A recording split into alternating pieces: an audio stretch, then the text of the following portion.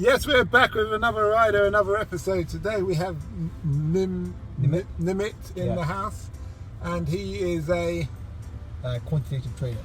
Quantitative. So what is a quantitative trader? Please. How do I say without completely boring anyone that watches this? I write programs that analyze data to create trades. So basically, it's what I do in the boring way of making some of my job, which is what I usually do. A more fun way of saying it is that I write programs that exploit the market to find gaps that can pretty much help people that are already rich make more money. Oh, so wait a minute. I just realised you can get those apps which follow people's trades. You can, but those are the thing you have to think to yourself, right? You can get those, right? Yeah.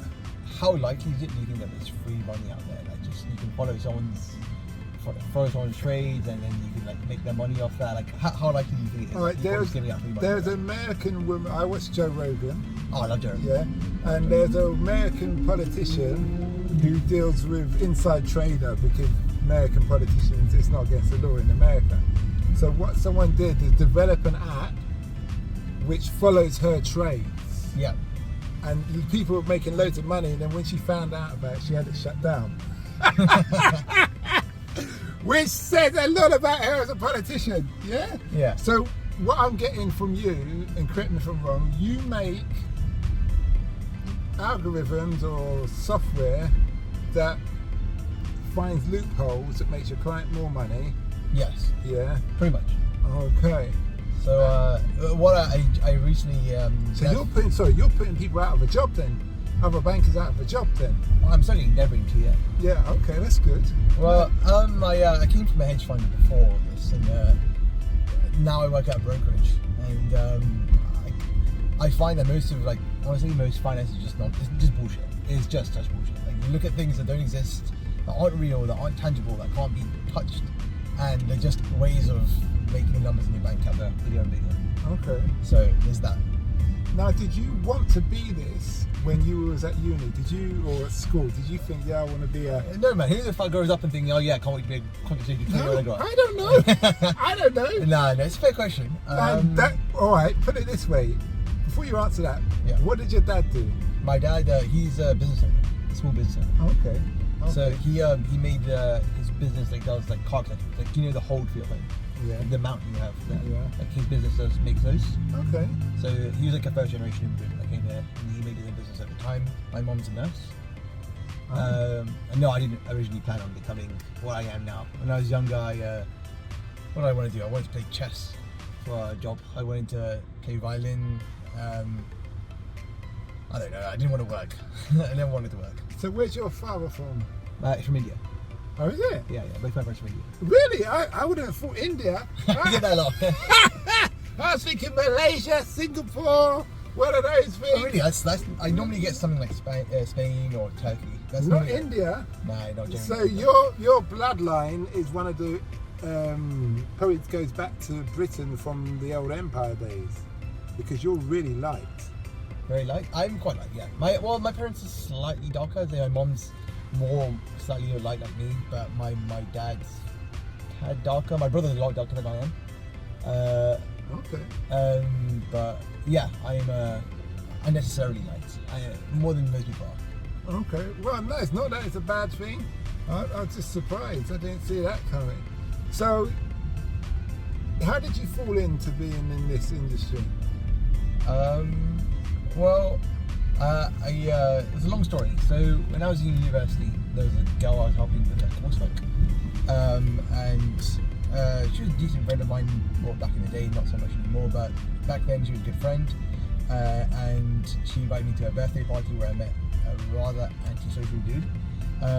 He was really strange. He got an argument with someone there, and he ended up 2 years later wanting to hire someone, and I went into interview, and it was a job I was definitely not qualified for, way over my capabilities. But the person, his boss, really liked me, and we got along really well. He was another Indian guy. We got along so well, and then somehow since then, me and that guy have become incredibly good friends, really good friends. He's like a mentor.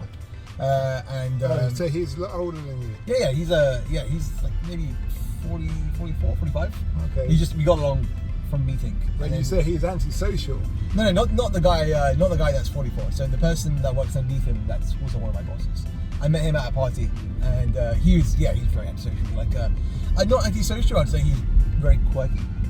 Okay, so he's not good with people. Yeah, that's exactly the way. Outside his realm. So let's say he's like a Dungeons and Dragons guy. You know those Dungeons and Dragons guys. They're stereotypically they're not really good at socializing. Yeah. So what school did you go to then? You mean university or? The university. UCL. Okay. But you're well spoken. So did you go to a private school, grammar school? I did go to a private school. Yes. Okay. So your dad's done well. Your only child. No, I've got an older brother. Okay. He went to a private school as well. Yeah. Oh, okay. That's good. Would you send your kids to private school? I think so. The private school we went to when we went to it. So I'm a little bit older now. I'm 23. When we went to it, it was cheaper. We both, we worked quite hard, so it was quite discounted. So when we went, it was a lot cheaper than it is now. And if it was that same price range and the same quality, then yes. But things have changed. I don't think private schools are exactly worth it anymore. I'd say grammar school, yes, but I don't know anything about having kids and where to raise them and where to send them to school.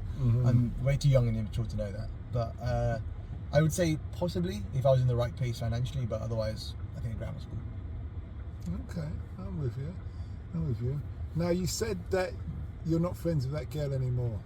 Sounds like there's a story in there. Oh, there's no story. It's just like we just it was nothing like that. It was okay. I've been in a relationship for 2 years now, a very happy relationship. But the person is just really like, after university, people don't really speak as much as they used to, right? Yeah, I hear you. Some people, it depends on what industries you go into, and people go their own different ways. I hear you.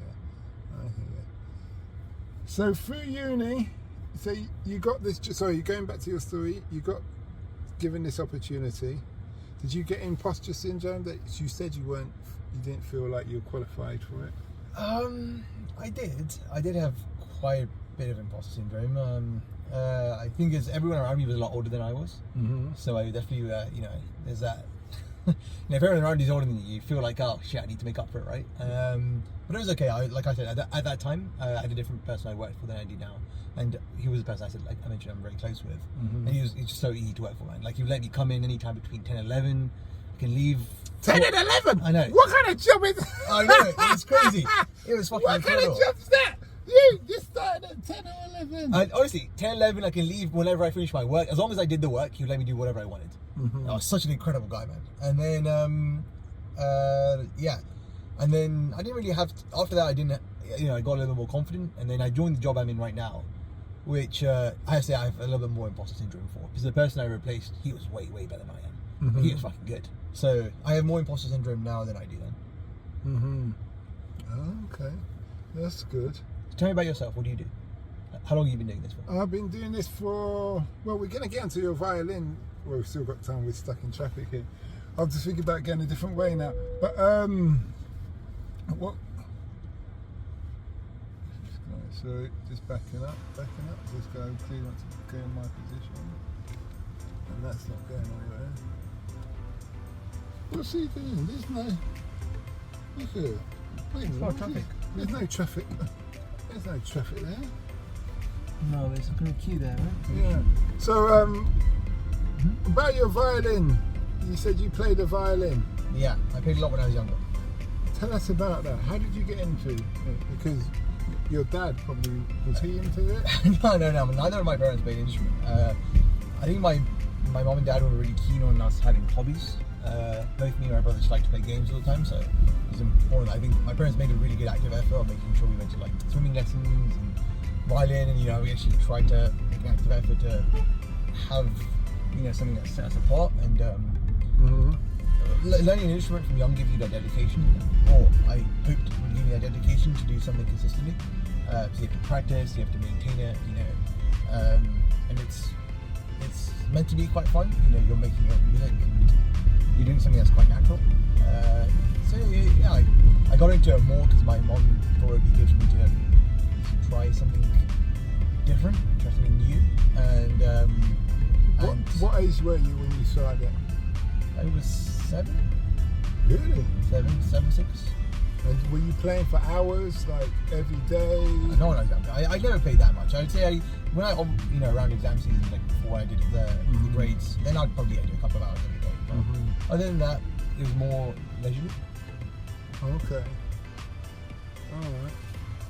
I'm just going to let you know, I've just lost pressure on one of my car tyres. Yeah. So that means I hope to get you there because I'm going that way to get the tyre changed.